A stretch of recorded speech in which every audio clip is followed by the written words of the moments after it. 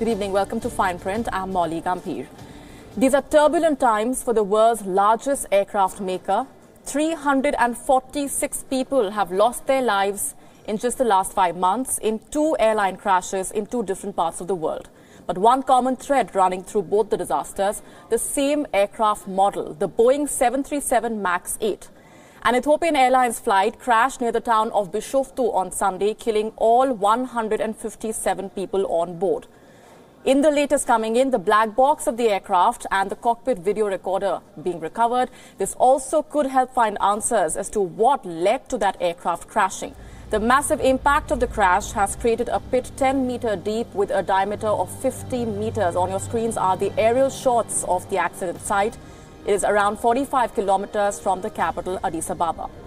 So far, rescuers have been able to retrieve some remains of the aircraft. The wreckage was scattered in an area as large as 10,000 square meters.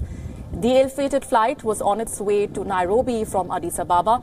The airline has said that the pilot reported difficulties and had asked to return to Addis Ababa. A day after the plane crash, the American giant's shares have dropped. Boeing's shares slid almost 10% in early trading on Monday.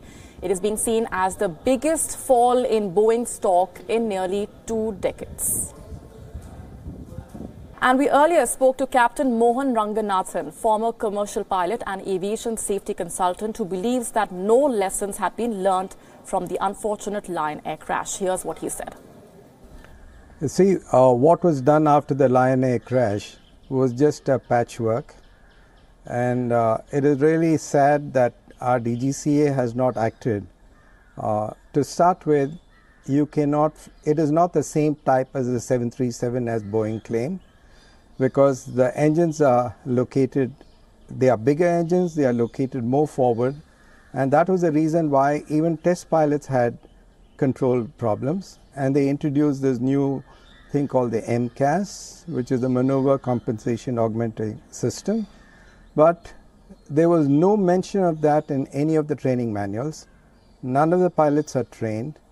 And what DGCA has approved for Indian operators, the simulators in India, do not have that feature. What they are doing is a simulated stabilizer trim runaway at 5,000 feet, which is a mockery of.